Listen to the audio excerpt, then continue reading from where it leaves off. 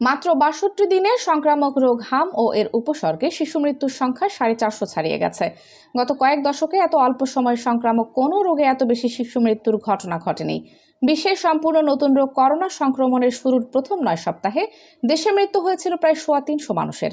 সম্ভাব্য প্রাণঘাতী রোগ ডেঙ্গুতেও এত কম সময়ে মৃত্যুহারের এমন দ্রুত বৃদ্ধি বা তীব্রতা দেখা যায়নি। রোগতত্ত্ববিদেরা বলছেন, করোনা, ডেঙ্গু ও হামের প্রকৃতি ভিন্ন হলেও স্বল্প সময়ে হামে মৃত্যুর এই দ্রুত বৃদ্ধি সংক্রমণের তুলনামূলকভাবে বেশ উঁচু গতির ইঙ্গিত দিচ্ছে।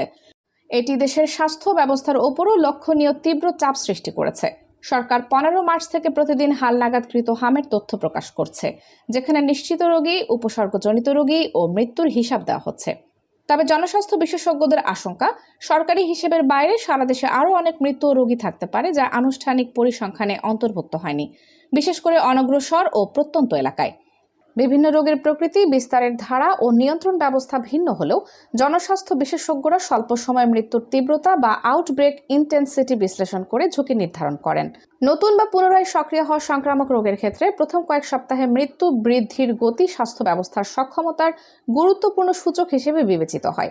এই প্রেক্ষাপটে সাম্প্রতিক হামের প্রাদুর্ভাবকে কোভিড-১৯ ও অন্যান্য বড় প্রাদুর্ভাবের প্রাথমিক ধাপের সঙ্গে তুলনা করা হচ্ছে।